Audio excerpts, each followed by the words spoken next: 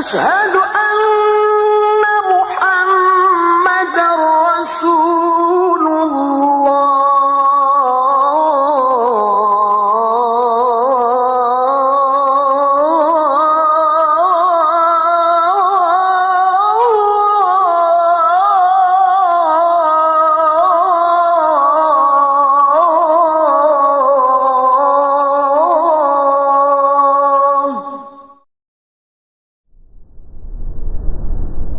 Assalamualaikum warahmatullahi wabarakatuh. Innal hamdalillah nahmaduhu wa nasta'inuhu wa nastaghfiruh wa na'udzu billahi min shururi anfusina wa sayyiati a'malina may yahdihillahu fala mudilla lahu wa may yudlil fala hadiya lahu. Asyhadu an la ilaha illallah wahdahu la syarika lahu wa asyhadu anna Muhammadan abduhu wa rasuluhu la nabiyya ba'dahu. Amma ba'd, para ikhwah sekalian rahimakumullah, kita lanjutkan kajian kitab Umdatul Fiqh di kitab Taharah di bab Al-Haid dan kemudian di bab Nifas insyaallah ta'ala. Pembahasan terakhir kita tentang perempuan atau gadis yang dia mubtada'ah, yaitu yang pertama kali haid. Yang kata Ibnu Qudamah rahimahullah, wal mubtada'atu idza ra'atid damu li waqtin tahidu fi mithlihi jalasat. Jadi perempuan yang haid, perempuan yang baru pertama kali haid, ketika dia melihat darah di waktu tersebut, dia haid di waktu tersebut, maka jalasat, maka dia meninggalkan puasa, salat dan ibadah-ibadah yang tidak boleh dilakukan ketika haid. Namun dalam mazhab yang dirajihkan oleh Ibnu Qudamah, beliau mengatakan fa in qata'a liqalla min yaumin wa lailah falaysa bihaid. Kalau darah tersebut ternyata terputus dalam waktu belum sampai sehari semalam, maka tidak dikategorikan haid. Ini menurut pendapat beliau. Ya. Namun wallahu a'lam, yang sahih adalah bahwasanya walaupun darah tersebut keluar kurang dari sehari semalam, tapi itu sudah tergolong sebagai darah haid, ya. Wa in jawaza dzalika wa lam ya'bur aktsarul haid fa huwa haid. Kalau misalnya dia melampaui lebih dari satu hari satu malam keluar darah haid bagi perempuan yang pemula dan tidak lebih dari 15 hari, maka dia disebut haid, sebagaimana umumnya perempuan pertama kali haid, ya. Fa idza takarrara thalathata ashhur bi ma'nan wahidin sara 'adatan. Kalau misalnya, nah ini kita mulai pembahasan baru. Perempuan yang pertama kali haid, ya. Berarti kan disebutnya mubtada'ah. Mubtada'ah yaitu perempuan yang ibtidai, bermula pertama kali haid. Kalau misalnya dia takarrara thalathata ashhur bima'nan wahid, 3 bulan pertama itu berulang itu haid dengan format yang sama, maka bagi beliau sara adatan, barulah itu menjadi tradisi dan siklus yang normal untuknya. Ya, menjadi perempuan yang mu'tadah namanya, perempuan yang sudah terbiasa haid. Ya. Namun yang lebih sahih adalah la yalzam, untuk seorang perempuan yang memulakan haidnya itu tidak harus menunggu 3 bulan untuk mendapatkan status siklus dan terbiasa haid. Dikatakan oleh para ulama, bal mata ja'ahad dam wa tajawazal yawm wal lailah walam yatajawaz 15 yawman sara 'adatuha. Maka kapanpun dia mendapatkan darah dan lebih dari 1 hari 1 malam menurut mazhab dan tidak melampaui 15 hari, selama itu juga itu disebut haid dan disebut tradisi dan kebiasaan atau siklus dia. Ya. Jadi kalau misalnya seorang perempuan pertama kali dia haid, misalnya 3 hari, kemudian ternyata bulan depan keluar dari farjinya keluar darah haid selama 7 hari, namun bulan kedua atau bulan depannya, bulan ketiga ternyata tidak ada haid misalnya, maka tetap perempuan ini disebut perempuan yang telah haid. Dan mungkin memang walaupun sebagian ulama mengatakan perempuan ini masih disebut mutahayyirah, yaitu yang bingung akan siklus haid dan waktu haidnya, tapi ala kulli hal tetap disebut apa? Tetap disebut perempuan haid, walaupun memang tidak cocok untuk disebut mu'tadah, yang sudah terbiasa. Makanya dilazimkan oleh mazhab Ibnu Qudamah di sini, perempuan ini harus terjadi pengulangan dalam 3 bulan dengan satu format, ya. Ala kulli hal yang lebih sahih adalah lazim kalau 3 bulan itu dia haid berapa kali dan juga yang penting keluar darah haidnya, maka wallahu alam itu sudah disebut sebagai perempuan yang punya tradisi atau kebiasaan haid. Kemudian dikatakan di sini wa in abara fazaidu istihadah. Kalau misalnya seorang perempuan dia haid lebih dari jumlah mayoritas atau jumlah paling banyak hari haid, yaitu 15 hari. Lebih dari 15 hari, keluar darahnya lebih dari 15 hari, fazaidu istihadatun. Maka yang lebih dari 15 hari ini setelah hari ke-15 yaitu hari 16 itu sudah dikategorikan sebagai darah istihadah, darah rusak. Bukan darah haid lagi, melainkan darah rusak. Ya, istihadah. Dam fasid namanya. Bukan dam haid, karena telah melewati durasi yang paling maksimal. Durasi paling maksimal perempuan haid 15 hari. Maka lebih dari 15 hari itu disebut dam fasid atau dam fasad, darah rusak. Apa konsekuensinya? Wa 'alaiha an taghtasila 'inda akhiril haid. Wajib atasnya untuk mandi di akhir haidnya. Wa taghsila farjaha wa ta'sibah, dan mencuci farjinya serta membasuh atau mengusapnya dengan asabah, dengan semacam kain, kalau sekarang tisu basah dan semisalnya. Ya, thumma tatawadda li waqti kulli salatin wa tusalli. Kemudian dia wudu untuk waktu setiap salat dan dia salat. Nah, di sini ada beberapa fikih berkaitan dengan perempuan yang terkena istihadah. Dan ini penting bagi suami laki-laki yang akan berfatwa untuk istrinya atau mengikuti fatwa ulama untuk istrinya yang atau anaknya yang terkena istihadah, baik karena siklus berubah disebabkan hamil atau penyakit atau mungkin menuju menopause atau mungkin dan hal lainnya, penyakit dan seterusnya. Kalau misalnya dia haid, perempuan ini haid dan kemudian sampai hari ke-15 tetap keluar darah haid. Tetap keluar darah haid sebagaimana klaimnya.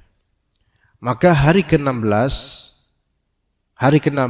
ini dihitung dari kapan awal dia keluar darah haid. Misalnya tanggal 1 Agustus. Sekarang tanggal berapa? 16. Tanggal 1 Agustus ya. Tanggal 1 Agustus jam 3 malam, jam 3 pagi, tanggal 1 Agustus jam 3 pagi keluar darah haid. Ya. Keluar berarti tanggal 1 Agustus mulai subuh itu dia tidak sholat. Ternyata terus itu darah haid keluar sampai tanggal 15 kemarin itu pun masih keluar. Tanggal 15 kemarin pun masih keluar. Baik. Dan memang tadi jam 3 itu udah masuk tanggal 16. Tetapi mulainya dan ternyata subuh ini masih keluar darah. Kan mulai tadi jam 3 tadi itu mulai hari ke-16 keluar darah. Jam 3 tadi mulai hari ke-16 dia keluar darah. Maka wallahu alam kan jam 3 waktu itu awal pertama kali dia sadari keluar darah. Maka jam 3 tadi dia wajib apa? Wajib mandi. Wajib mandi. Dan juga membersihkan farjinya, membersihkan dengan tisu basah dan semisalnya. Nah, fikihnya gimana kemudian setelah itu? Karena ini durasi berakhir jam 3 dan menurut jumhur ulama itu masih waktu sholat isya. Masih waktu sholat isya. Maka dia sholat isya di ujung waktu sholat isya. Di paling ujung waktu darurat sholat isya, yaitu sebelum subuh itu. Maka dia sholat isya. Bukan qadha di waktunya, tapi di waktu daruri. Yang mana tidak boleh seseorang melakukan sholat isya di waktu tersebut kecuali ada uzur darurat. Maka dia sholat isya. Ya, dia mandi seperti mandi haid pada umumnya. Ini hari ke-16, durasi ke-16.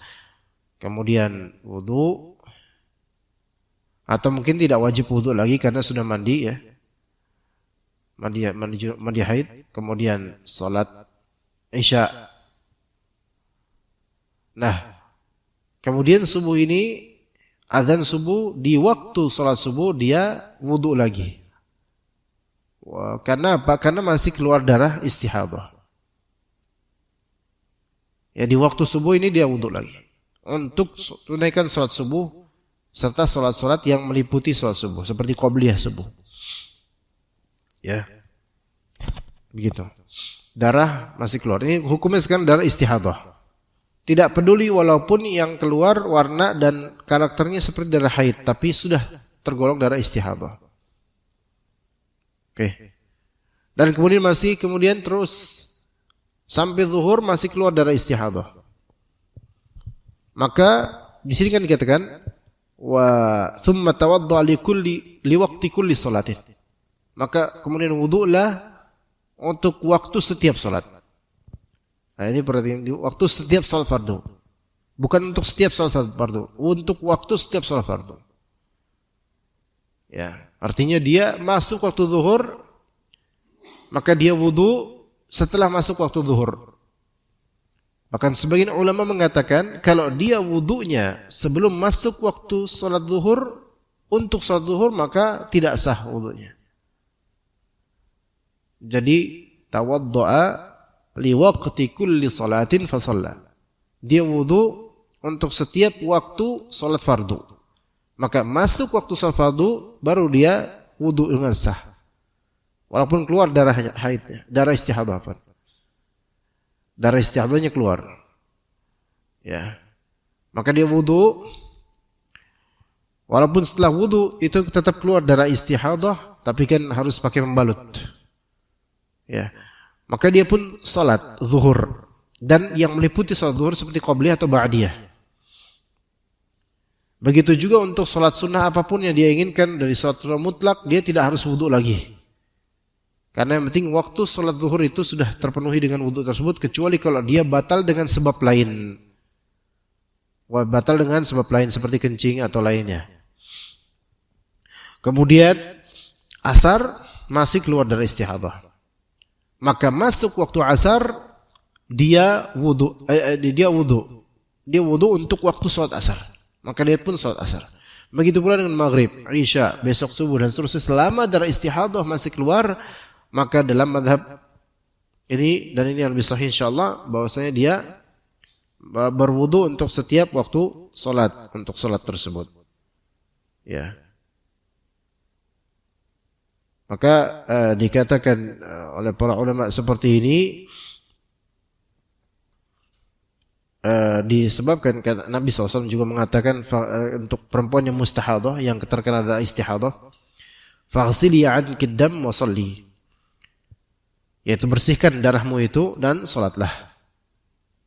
Ya. Dan juga kata Nabi SAW, faltaghtasil thumma listastanfir bithawbin thumma litusalli fi. Wajib tetap salat, mandi, kemudian istinfar, yaitu lekatkan oles dengan kain atau tisu dan semisalnya untuk membuang darah istihadah tersebut jika masih tersisa, kemudian sholat. Kalaupun nanti keluar lagi ya udah pakai pembalut. Sekarang ada pembalut, ya. Taib. Wa tusalli, dan dia sholat. Wa kadza hukmu man bihi salasul baul wa man fi ma'nah. Begitu juga hukumnya orang yang terkena kencing berantai, kencing terus-terusan, salasul baul. Ya, penyakit. Yang ada beberapa orang yang dia punya penyakit mudahnya air kencing itu keluar dari kemaluan. Terus sering keluar sedikit ya. Bukan sebatas anyang-anyangan, tapi emang dia punya penyakit untuk mudahnya air kencing keluar. Makanya seperti ini orang ini darurat berpenyakit yang dimaafkan. Sehingga batal atau tidaknya wudu itu bukan karena penyakit ini. Ya, melainkan di waktu sholat fardu, maka dia wudu di waktu sholat tersebut. Ada sebagian ulama mengatakan kalau dia wudu sebelum masuk waktu sholat, maka sah gitu loh wudunya.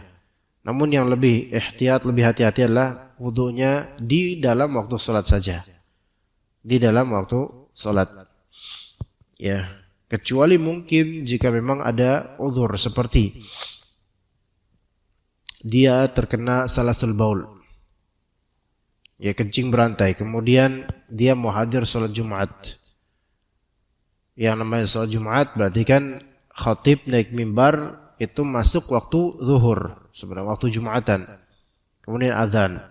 Nah, maka dia kan normalnya sudah wudu sejak di rumah sebelum masuk waktu zuhur. Maka yang seperti ini memang darurat, ya udah dia sah wudunya. Makanya pendapat sebagian ulama yang tidak mensyaratkan wudunya harus di waktu sholat itu ada benarnya juga. Namun yang lebih hati-hati adalah likulli waktu sholat, di ketika waktu sholat itu aja. Ya, kecuali Jumatan, karena tidak mungkin dia keluar dulu untuk wudu kemudian baru masuk untuk Jumatan lagi, apalagi kalau di masjid besar. Ya.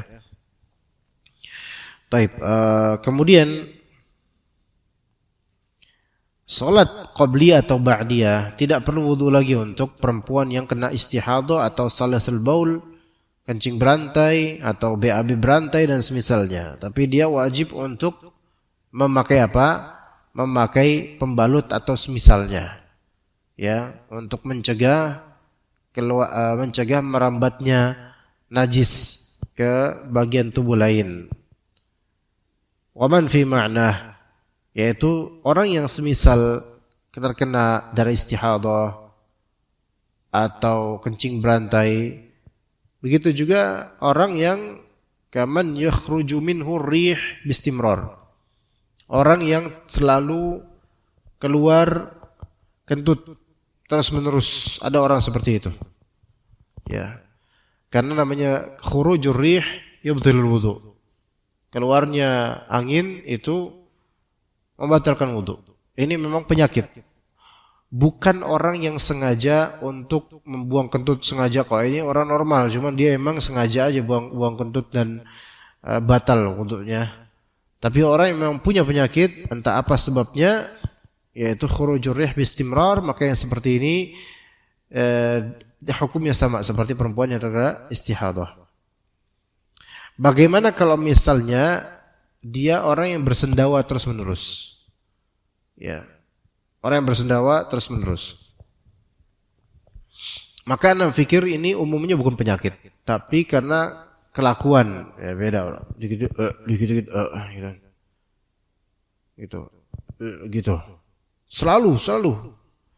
Ini mungkin lebih ke penyakit kebiasaan, bukan ke penyakit fisik, ya.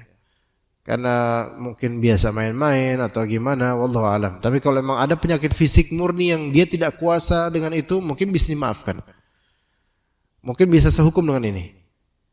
Tapi umumnya enggak gitu. Wallahu alam. Umumnya tidak penyakit fisik, melainkan penyakit kebiasaan dia. Dikit-dikit gitu. Anda pernah mendapatkan orang seperti ini yang dia mengganggu dirinya, dia mengganggu orang yang sholat di sampingnya. Subhanallah, itu satu sholat bersama dia di sampingan berjamaah ya, sampingan dia makmum, mana makmum di samping kiri Anda dari awal sampai akhir nggak baca Al-Fatihah, lama-lama dia nggak sempat baca Al-Fatihah, melainkan itu sholat kayak tugasnya untuk buang sendawanya aja, anginnya. Subhanallah. Kalau memang itu bukan faktor fisik yang dia tidak mampu melakukannya, menguasainya, maka ini tidak dimaafkan. Tidak sah solatnya karena dia nggak bakal sempat baca Al-Fatihah dengan sebab sendawa tersebut. Ya, ada orang seperti itu. Ya. Sendawa yang main-main atau sengaja kemudian nggak baca Al-Fatihah gara-gara itu, maka ini tidak diberi uzur. Berarti imma solatnya batal atau imma rakaatnya batal, tergantung dengan kesengajaan atau tidak. Ya kayak kemarin misalnya entah asar kalau nggak salah, ada sholat di sini, kemudian ada anak bocil di situ sholat, itu dia gitu, anak kecil tapi sendawanya itu orang tua aja kalah di sini, ya di rakaat saf kedua, nggak tahu siapa. Nah itu kenceng sendawanya dan beberapa kali sendawa, subhanallah, ya itu makan apa itu anak nggak tahu, tapi beberapa kali gede lagi, ya. Dan dilucu-lucuin sendawanya, ya subhanallah, ya. Susah juga waktu itu Anda mau menegur karena ternyata dia masbuk. Akhirnya kemudian pas kita salam dia sholat lagi, ya udahlah, masa lagi sholat kemudian kita marahin. Tapi sholatnya tidak sah anak itu. Karena apa? Karena mengeluarkan suara untuk lucu-lucuan, ya. Itu berarti main-main dalam sholat. Dan itu gerakan-gerakan atau keluaran suara yang lebih dari 2 huruf dalam sholat dengan sengaja, apalagi masuk lucu-lucuan, itu berarti apa? Seperti orang berbicara dalam sholatnya. Tanpa hajat, tanpa darurat, tanpa tidak sengaja. Maka yang seperti ini batal sholatnya. Tapi itu masih anak kecil itu. Maksudnya usia SD. Nah, cuman masalah kita, jemaah, entah bukan emosinya saja, di mana-mana. Masalah kita adalah kita itu kerap kali nggak bisa ngingetin anak-anak karena merasa bukan anak kita, ini anak kompleks sebelah atau anak tetangga kita yang kalau nanti kita tegur takutnya dia yang lapor ke bapaknya atau gimana-gimana, ya subhanallah. Ya itulah kelemahan amar ma'ruf nahi munkar di antara kita sekarang, lemah iman. Ya yang kata Nabi SAW, wa dzalika adhaful iman. Kita cuma ngingkarin di qalbu doang dan itu adalah lemah karena lemah iman. Iya, karena lemah iman. Ya. Jadi enggak berani untuk, bahkan kepada anak kecil aja enggak berani. Gitu loh. Dengan alasan-alasan yang sebenarnya kalau kita pikir-pikir dan pertimbangkan di akhirat nanti, kita akan nyesel loh dengan tidak memberitahu dan menegur. Begitu. Apalagi kalau kita tahu misalnya, oh ini bapaknya polisi, bapaknya tentara. Ya, inilah ikhwan. Enggak boleh seperti itu sebenarnya. Bapaknya mau polisi kayak mau tentara kayak, kalau dia melanggar sholat, kita ingetin dengan cara yang baik mungkin. Kita ingetin. Ya boleh sedikit mungkin kita tegur benar-benar gitu supaya ngerti. Karena kalau ditegur biasa kadang-kadang anak-anak udah bebal, anak-anak sekarang subhanallah. Ya. Oleh karena itu ya ikhwas sekalian, masalah yang kayak misalnya 17 Agustusan, kemudian kita menampilkan anak-anak kita sesuai dengan passion kita orang tua, yang orang tuanya tentara, yang orang tuanya polisi, yang orang tuanya pejabat, yang orang tuanya ustadz dan seterusnya, terus anaknya ditampilkan seperti itu. Itu anak pribadi itu nggak setuju dengan hal seperti itu. Kenapa? Karena memindsetkan anak untuk ujub dengan pekerjaan orang tuanya itu tidak ada dalam Islam. Itu akan melahirkan nepotisme ke depannya, kesombongan, yang mana anak ini tidak ada hak untuk melakukan itu atau semua seperti itu. Kita lihat kalau di Jawa Timur misalnya ada Gus dan semisalnya disebut Gus karena anak kiai. Itu mungkin nggak masalah awalnya. Tapi yang kita lihat di kenyataan apa? Ya ujubnya anak ini karena harkat dan marwah orang tuanya belaka, bukan karena keilmuan dia, berilmu pun nggak boleh ujub. Tapi ketika ini membuat pamer dan nih lihat bapak gua, lihat ini nggak bisa. Dan seorang orang tua tuh nggak boleh mendidik anaknya untuk seperti itu, untuk berbangga dengan bapaknya, posisinya apa, jabatannya, nggak boleh seperti itu. Itu nggak akan tidak baik untuk kedepannya untuk anak itu. Ya makanya ya khalas itu yang terjadi. Dan parade semisal itu kalau memang ditujukan untuk syukur kepada Allah Azza wa Jalla, sebenarnya ada cara lain, bukan dengan cara memproklamirkan bapak gua siapa. Ya kemudian pakai kostum-kostum yang ya sebaiknya dihindari gitu.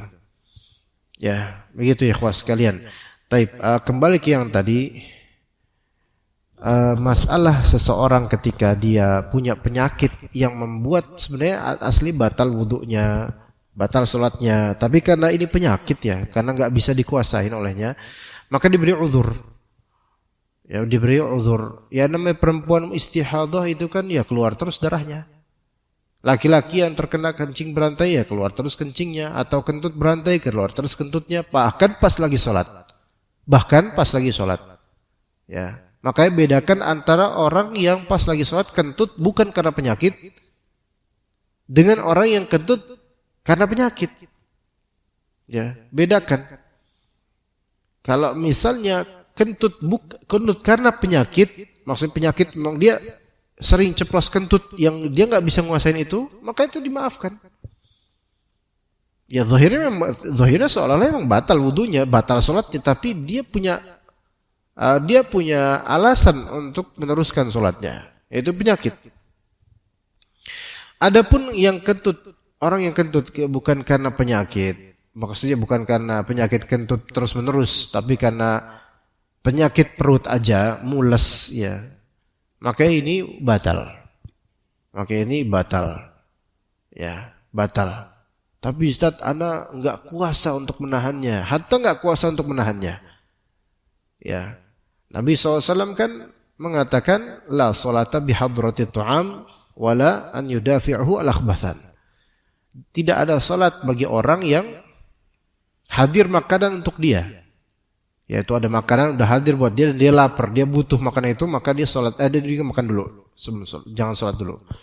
Dan juga tidak ada salat bagi orang yang sedang menahan dari dua hal yang khabith, yaitu kencing dan BAB.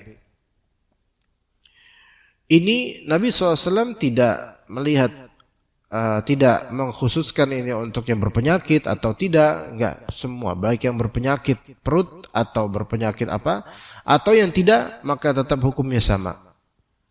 Kalau misalnya antum mules, karena emang hari-hari ini mules, mungkin kedinginan atau makan pedes-pedes, kemudian mencret-mencret misalnya, maka ini memang penyakit. Namun ini bukan penyakit salas, bukan penyakit berantai. Sehingga ketika sudah merinding, ya, menahan gejolak, ya pengen BAB, maka batalkan sholat menuju BAB. Begitu, bukan saya kan lagi sakit, lagi sholat BAB dia. Ya gimana? Ya nggak bisa lah. Kenapa? Karena dia penyakitnya bukan penyakit BAB berantai yang sifatnya lebih ke permanen. Dia memang penyakit yang sifatnya sementara, itu mencret-mencret, maka dia nggak berhak untuk meneruskan sholatnya. Begitu juga dengan kentut. Entah karena masuk angin atau karena apa gitu, maka ini batal sholat dan wudunya ketika lagi sholat. Faidha istamarra biha ad-damu fi syahril akhar, kalau misalnya darah itu terus-menerus ada keluar di bulan berikutnya, bulan seterusnya, bulan lainnya, maka dilihat fa in kana mu'tadah, kalau dia punya kebiasaan rutinitas siklus haid, fa haiduha ayyamu 'adatiha, maka haidnya itu adalah hari-hari kebiasaannya. Jadi perempuan ini bulan ini dia haid 15 hari lebih bahkan keluar terus darah itu, maka ada istihadah. Di bulan depan masih keluar. Nah, dilihat kalau dia punya kebiasaan tanggal 1 sampai tanggal sekian haid, misal tanggal 1 sampai tanggal 7 haid, maka di bulan kedua tanggal 1 sampai tanggal ke-7 dia haid, karena dikembalikan kepada apa? Kepada adat dan tradisi siklusnya. Tanggal 1 sampai tanggal 7. Begitu. Bulan depan kayak gitu lagi, masih istihadah, maka tanggal 1 sampai tanggal 7. Bulan depan gitu lagi, istihadah tanggal 1 sampai tanggal 7. Seperti itu. Karena fahaiduha ayyamu adatiha, haidnya itu hari-hari adatnya. Itu kalau dia mu'tadah, udah punya kebiasaan. Wa illam takun mu'tadatan wa kana laha tamyiz wa huwa an yakuna ba'du damiha aswad thakhinan wa ba'du ahmar raqiqan fahaiduha zamanul aswad thakhin. Kalau misalnya dia memang tidak punya kebiasaan, ya maksudnya siklusnya itu berubah-ubah, beda-beda antara bulan ke bulan, tapi dia memiliki tamyiz, bisa membedakan darah haid atau bukan, yaitu wa huwa an yakuna ba'du damiha aswad thakhinan wa ba'du ahmar raqiqan, yaitu sebagian darahnya itu hitam kental, ya, thakhin yaitu tebal, hitam tebal, dan kadang merah raqiq, merah tipis. Fahaiduha zamanul aswadit thakhin, maka haidnya dia adalah ketika darahnya itu hitam pekat, hitam tebal, bukannya merah tipis. Ya. Jadi kalau ini perempuan ini dia tidak punya siklus tetap, agak kacau siklusnya, agak kacau, maka perempuan istihadah ini dikembalikan, dan dia bisa membedakan darah, maka dikembalikan di sini kepada pembedaan darah. Nah, yaitu dia lihat darah ini apakah dia hitam pekat atau gimana, ya, hitam pekat atau hanya merah.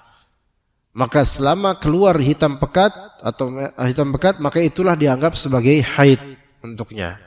Haid untuknya. Ini bagi perempuan yang tidak punya tradisi atau adat, yakni siklus yang tetap sebelumnya.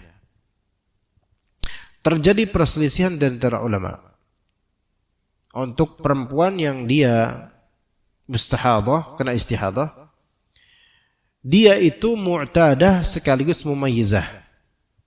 Dia punya tradisi kebiasaan siklus normal, tapi di sisi lain dia juga bisa membedakan mana darah haid, mana yang bukan darah haid. Maka ini menjadi khilaf yang susah untuk ditemukan mana yang lebih rajih. Ada ulama mengatakan kondisi seperti ini maka dia harus mengikuti kebiasaannya, karena itu awal, karena dianggap itu adalah sesuatu yang sudah menjadi umdah dan sandaran pada sebelumnya. Di sisi lain ulama lainnya mengatakan enggak bisa dipakai sandaran tradisi sebelumnya, karena ini sudah ada yang perubahan. Maka dikembalikan kepada tamyiz, yaitu darah yang hitam itu. Selama itu yang keluar, maka itu yang haid. Ini yang menjadi selisih di antara ulama. Ini yang menjadi selisih di antara ulama. Ya, ini susah. Anak pribadi mau katakan ini atau ini agak susah beneran. Karena yang ini ada konsekuensinya, ini juga ada konsekuensinya, dan itu saling bertentangan satu sama lain. Ya. Allahu a'lam. Ya. Ini harus benar-benar dikonsultasikan. Jadi kalau misalnya antum punya istri, ternyata dia terkena istihadah. Dia dulu sebelum hamil itu punya apa? Punya tradisi biasa tanggal 1 sampai 7. Sekarang aja nih setelah melahirkan terjadi istihadah dan seterusnya. Terus menerus. Maka dan dia bisa membedakan mana darah haid mana bukan. Nah, ini berat. Mau pakai metode tradisi siklus atau pakai metode nazar, yaitu melihat ke tamyiz, pembedaan darah. Ya. Walau pada asalnya sebenarnya darah haid itu adalah darah haid, sehingga waktu haid itu keluar saat darah haid keluar. Waktu haid itu terwujud saat darah haid keluar. Maka sebagian ulama makanya mereka memberatkan bahwasanya selama perempuan ini punya tamyiz, yaitu bisa membedakan, maka itu lebih unggul dibandingkan apa? Dibandingkan kebiasaan natural. Karena apa? Mungkin ini bisa lebih cocok. Mungkin kenapa? Karena kebiasaan natural itu memang bisa berubah. Namun tamyiz bisa membedakan itu tidak bisa berubah. Ya, makanya sebagian ulama lebih menitik beratkan selama perempuan ini yang sudah punya siklus biasa dia bisa membedakan, maka ibrahnya adalah di pembedaan dia. Ya wallahu a'lam. Mungkin aja itu lebih afdol dan lebih hati-hati. Wallahu a'lam. Karena orang perempuan yang membedakan ini, perempuan mumayyizah itu punya plus, nilai plus, yaitu ilmu tentang apa? Tentang bedanya darah haid dengan yang bukan haid. Maka kalau istri antum punya pengetahuan bedanya darah haid dengan darah yang bukan haid, maka ini memiliki keunggulan perempuan ini dibandingkan perempuan yang hanya mengandalkan apa? Mengandalkan siklus saja. Begitu, wallahu a'lam. Bahkan kata sebagian ulama, seseorang pun kalau misalnya dia ternyata di siklus normalnya dia enggak keluar dari haid. Kemudian ternyata di luar siklus normal dia keluar darah haid, maka ibrahnya kan di keluarnya darah haid gitu loh. Ibrahnya di keluarnya darah haid, bukan di siklus ketika terjadi perubahan-perubahan itu. Wa in kana mubtada'ah aw nasiyatan li'adatiha wa la tamyiz laha fa haidhuha min kulli shahrin sittatu ayyam aw sab'ah li'annahu ghalibu 'adatin nisa. Kalau dia perempuan yang baru pertama kali haid atau lupa tradisi siklusnya dan dia nggak bisa membedakan gitu loh, ya. Ini mubtadaah maksudnya, mubtadaah yaitu yang pertama kali dia pertama kali haid dan nggak bisa bedain darah haid atau bukan. Atau perempuan yang lupa dia siklusnya kapan ya, saya lupa karena udah lama nggak haid gitu misalnya. Ya itu mungkin di zaman dulu kok. Sekarang kan perempuan mencatat ya. Kalau dulu enggak ya. Dulu enggak. Dan dia nggak bisa membedakan, maka haidnya itu dia patenkan di setiap bulan 6 atau 7 hari. Dia yang tentukan di setiap bulan 6 atau 7 hari. Dan ini darahnya darah istihadah. Darah istihadah yang keluar. Ya jadi perempuan maksudnya dia lagi masa istihadah. Keluar terus darahnya. Ada perempuan di zaman Nabi keluar darahnya selama 7 tahun itu keluar terus darahnya. Nah ini keluar darahnya dan dia lupa dulu masa-masa masih haid normal itu dari tanggal berapa lupa dia. Ya. Dan dia nggak bisa membedakan kapan ini setiap hari keluar darah. Kadang warna gini, kadang warna gini, dia bingung mana yang haid mana yang bukan, bingung dia. Maka para ulama menentukan bahwasanya dia ikut dengan umumnya wanita aja, yaitu sekitar 6 atau 7 hari. Mungkin yang lebih afdol adalah yang seperti ini. Yang lebih afdol adalah dia konsultasi sama orang tuanya, ibunya, atau saudari-saudarinya jika tidak ada ibu. Atau integrasikan semuanya, normalnya gimana. Karena biasanya kadang-kadang haidnya anak itu serupa dengan format haidnya ibunya kadang-kadang ya. Jadi dikembalikan kepada tradisi haid keluarganya. Begitu. Taib. Wal hamilu la tahid. Orang hamil, perempuan hamil umumnya tidak haid. Illa an taraddama qabla wuladatiha bi yawmaini aw thalathatin fayakunu daman nifasin. Kecuali perempuan akan melihat darah sebelum kelahiran selama 2 hari atau 3 hari sekitar itu, atau sehari 2 hari 3 hari, dan itu menjadi darah nifas, menjadi darah nifas. Berarti darah nifas ini bisa dia itu keluar sebelum apa? Sebelum lahiran. Sebelum lahiran. Ya. Kalau misalnya di sini lihat darah yang keluar sehari, 2 hari atau 3 hari sebelum lahiran. Kalau memang darah tersebut divonis sebagai darah tanda-tanda kelahiran, maka ini dianggap darah nifas. Jadi darah nifas itu tidak mesti darah yang keluar setelah kelahiran. atau hanya ketika kelahiran. Tapi darah yang memang keluar sebelum kelahiran, pendarahan ini atau darah yang keluar dari sebelum kelahiran, dan ini memang tanda-tanda akan melahirkan, walaupun bukan hari ini atau bukan besok melainkan hari kapan, dokter mana ini darah ini menunjukkan apa? Ini sudah pembukaan yang memang ini besok mungkin lahir mbak gitu misalnya, karena dia dirawat misalnya, maka ini menunjukkan apa? Menunjukkan dia sudah keluar nifas. Sudah keluar nifas. Itu darah nifas. Karena darah nifas menunjukkan, iya, nifas itu darah. Namun menunjukkan akan keluarnya nafs, keluarnya apa? Nyawa, yaitu jiwa, yaitu anaknya. Maka tanda-tandanya ini tanda-tanda darah yang akan keluar anak setelahnya, maka ini darah nifas. Sehingga pertama keluar ini dia tidak wajib sholat, tidak sholat lagi. Tidak sholat, tidak puasa. Dan kalau dia sedang puasa, maka dia batalkan puasanya dengan itu, karena sudah tidak puasa lagi. Ya, itu kalau 2 atau 3 hari atau 1 hari sebelum kelahiran.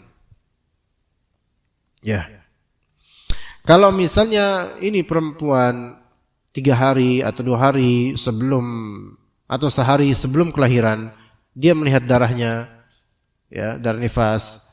Kemudian ba'dal wiladah, setelah kelahiran, inqata'ad dam, terputus darah, enggak ada darah yang keluar. Maka kita bilang bahwa perempuan ini nifasnya sebelum kelahiran anak. Itu mungkin nifas sebelum kelahiran anak, apalagi zaman sekarang. Dan setelah kelahiran anak dia tidak nifas. Mungkin kalau dia sesar, setelah sesar enggak ada keluar darah. Ya misalnya, maka ini tidak ada nifas setelah kelahiran. Sebelum kelahiran bisa jadi ada nifas, setelah kelahiran enggak ada nifas. Terutama bagi yang sesar. Ya, begitu. Maka ini tentang nifas. Kemudian kita lanjut di babun nifas, berapa waktu lagi insyaallah. Babun nifas wa huwa adamul khariju bisababil wiladah. Nifas itu secara makna adalah darah yang keluar dengan sebab kelahiran. Memang sebab itu biasanya sebelum musabbab. Namun di sini khusus untuk masalah nifas ini, sebab bisa aja terwujud, ya. Memang bisa babil widadah, ya, dengan sebab kelahiran. Kelahirannya nanti sebagai sebab. Sebabnya adalah kelahiran. Tapi keluar darahnya itu bisa aja sebelum kelahiran. Bisa sebelum, bisa setelah, bisa ketika.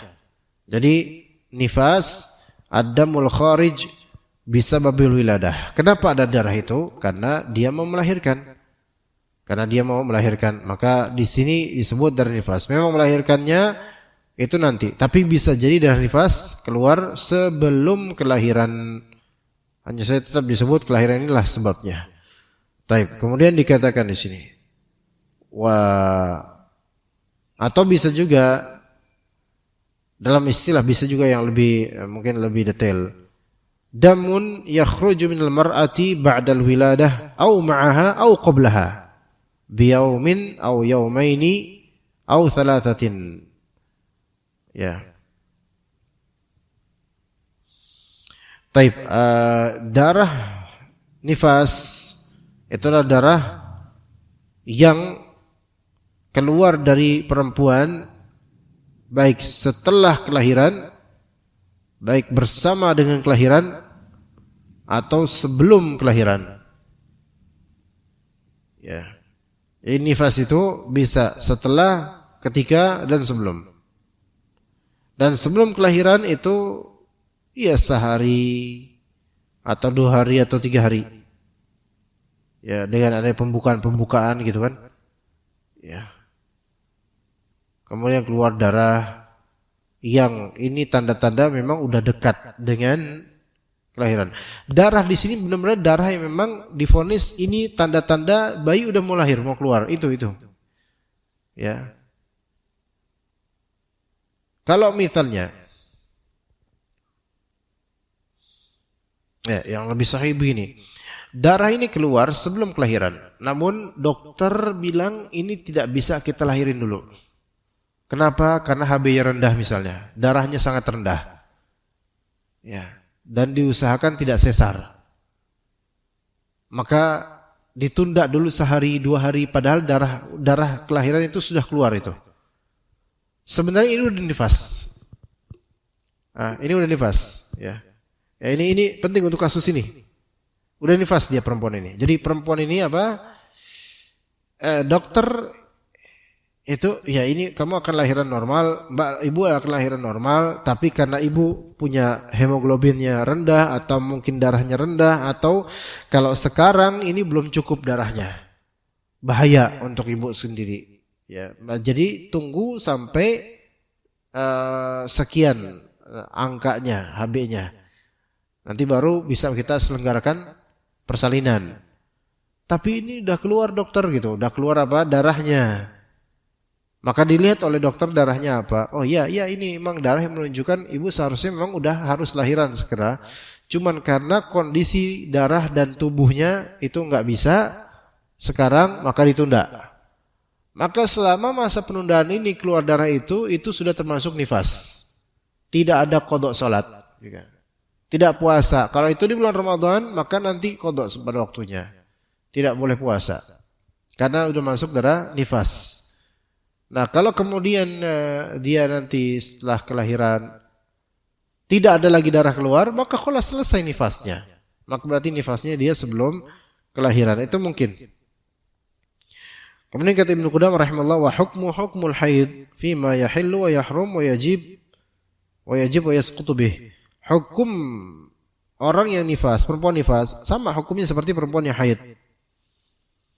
Dalam hal halal apa yang dihalalkan untuknya, dalam hal apa yang diharamkan untuknya, dalam hal apa yang diwajibkan untuknya, dalam hal apa yang tidak wajib dan tidak dilakukan olehnya. Yang halal bagi perempuan nifas ya yaitu dinikmati oleh suaminya selama bukan di kemaluannya.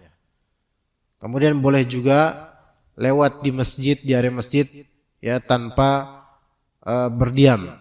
Ya. Yang haram bagi perempuan nifas sama seperti perempuan yang haid, yaitu terjadi wata', yaitu dukhul, dijima' di farjinya, dan juga melakukan ibadat-ibadat ya haram untuknya seperti salat, puasa, itu haram. Adapun ibadah seperti sedekah yang tidak ada kaitannya dengan kesucian maka itu boleh. Dan juga ada yang wajib bagi perempuan nifas, ya seperti kalau dia sudah selesai nifasnya wajib mandi. Dan ada yang hilang kewajibannya seperti kewajiban salat itu hilang. Namun kewajiban puasa sebenarnya tidak hilang. Kewajiban puasa tidak hilang, hanya dia wajib tidak puasa. Cuman kewajiban puasa masih wajib atasnya. Nanti diqadha ketika sudah selesai haid. Ya. Taib. Dan di sini ada perbedaan antara haid dan nifas. Pertama, haid itu terhitung iddah, sementara nifas tidak terhitung iddah. Masa iddah talak ya. Kalau haid kan terhitung masa iddah. Orang perempuan yang diceraikan 3 kali masa haid. Sementara kalau misalnya dia nifas, maka enggak ada masa iddah karena nifas, enggak ada. Kalau dia diceraikan pas lagi hamil, maka masa iddahnya bukan nifas. Masa iddahnya adalah wad' atau istibra'. Ya. Ya, masa iddahnya perempuan yang hamil itu wad'ul hamil. Wad'ul hamil atau istibra' al-hamil, yaitu kelahiran anak maka selesai masa iddah. Atau kalau dia keguguran dikuret selesai masa iddah. Begitu. Jadi masa iddah untuk keguguran pas dia dikuret maka dia selesai masa iddah. Adapun nifas itu tidak ada kaitan dengan masa iddah. Itu bedanya ada haid dengan nifas. Kemudian bedanya lagi yang lain. Haid dengan nifas.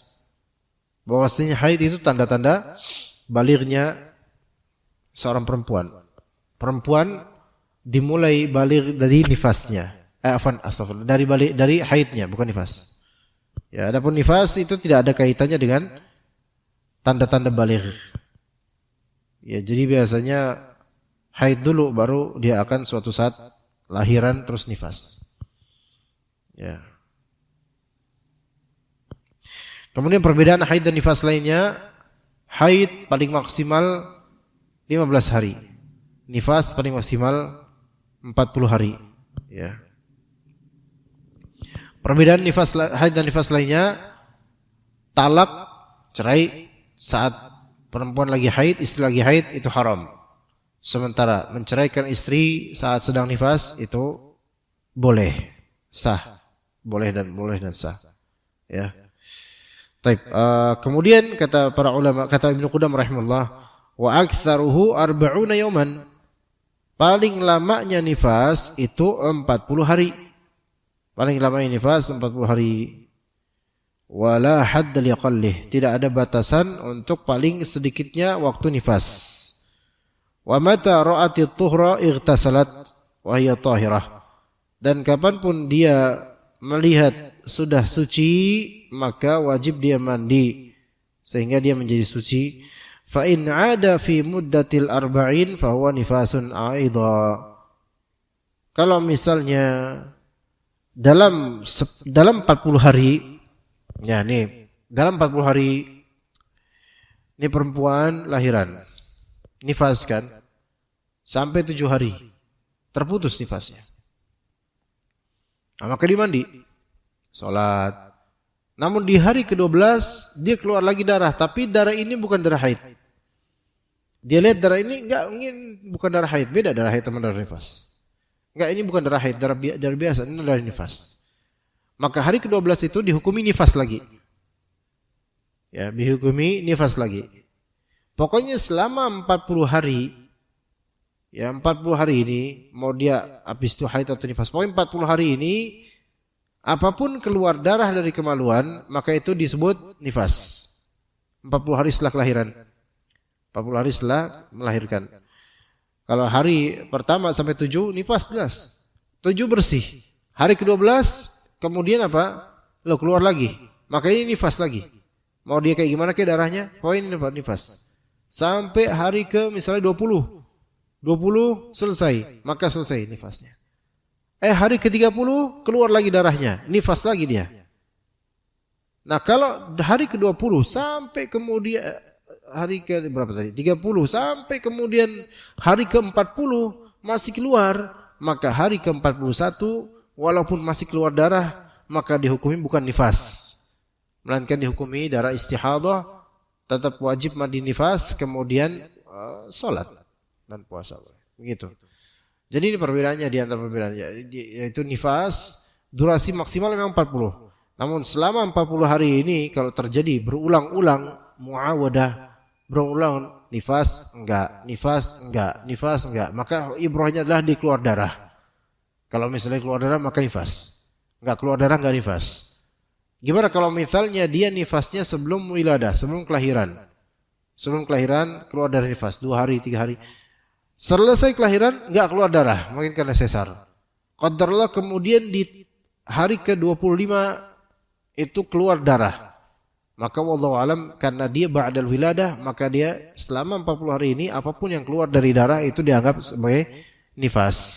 Dianggap sebagai nifas walaupun enggak plek-plek setelah kelahiran, namun udah 10 atau 15 hari setelah kelahiran baru keluar darah, maka itu disebut darah nifas. Wallahu alam. Yang penting selama 40 hari itu. Ya seperti itu, wallahu taala alam. Ya. Ya. Taib, untuk nifas alhamdulillah itu selesai. Ya, kita cukup untuk kajian Umdatul Fiqh hari ini, dan insyaallah pada pekan depan kita akan mulai lagi kajian kitab fikih normal, fikih lainnya di mazhab Hanbali. Insyaallah bermanfaat. Di sini ada pertanyaan, ikhwan? Ada pertanyaan? Soal? Cukup? Ada ya. Kita coba sampai sini insyaallah. Barakallahu fikum jami'an wa sallallahu ala nabiyyina Muhammad wa ala alihi wa sahbihi ajma'in. Subhanakallahumma bihamdika asyhadu an la ilaha illa anta astaghfiruka wa atubu ilaik. Assalamualaikum warahmatullahi wabarakatuh.